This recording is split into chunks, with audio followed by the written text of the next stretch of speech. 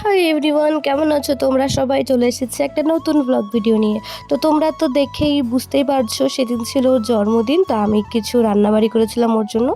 তো দেখতেই পেলে এদিকে হচ্ছে পোলাও করছিলাম আর ওইদিকে ডাল বসিয়ে দিয়েছিলাম। আর এদিকে আমি এখন বসিয়ে দিয়েছিলাম কাতল কালিয়ার জন্য গ্রেভিটা করে রাখছিলাম।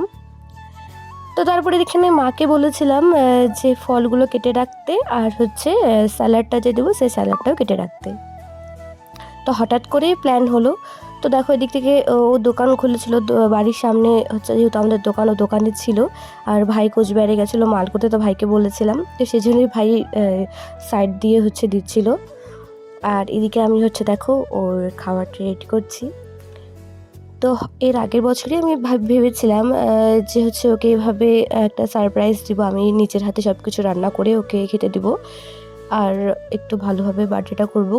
কিন্তু যেহেতু আমরা আগের বছর ব্যাঙ্গালোরে ছিলাম, ওর বার্থডের দিনই আমরা হচ্ছে বাড়িতে ফিরি। বাড়িতে একটু অসুবিধাও ছিল, অসুবিধা বলতে এতদিন যেহেতু বাড়িতে ছিলাম না, তো বুঝতেই পারো আমি, আমার শাশুড়ি, আমার দেওর আর আমার বর, আমরা চারজনে গেছিলাম। তো সেজন্যই আর করা হয়নি। তো এদিকে দেখো ওকে না জানিয়ে ওকে সব কিছু করেছিলাম। Pre birthday lunch.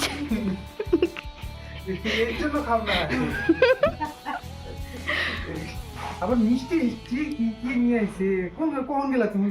হ্যাঁ, ওই তো কথা। যাও। ভাই ডাক দাও, ওই একসঙ্গে ওমা।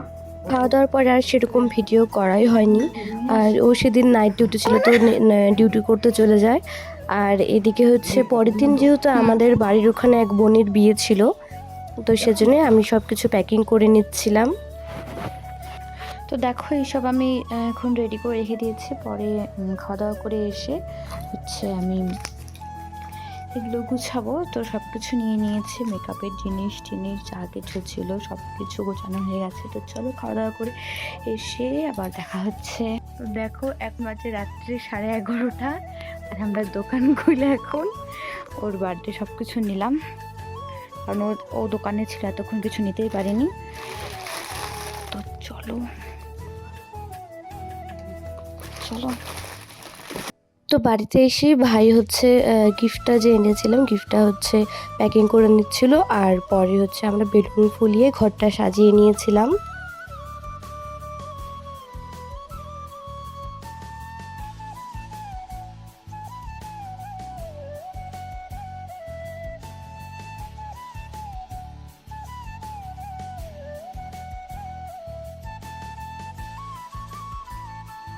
তারপরে দেখো আমরা রুমটা সাজিয়ে ওর জন্য ওয়েট করছিলাম।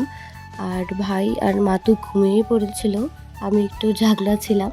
তো ওর সাথে আস্তে আস্তে প্রায় 2:30টা বেজে যায়।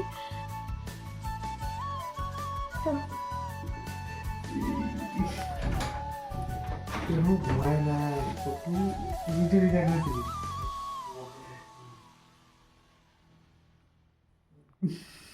ভাই হ্যাঁ,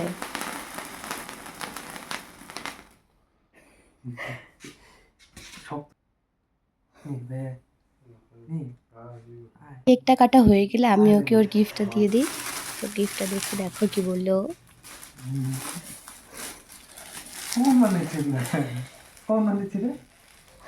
তো আজকের ভিডিওটা এখানেই শেষ করলাম।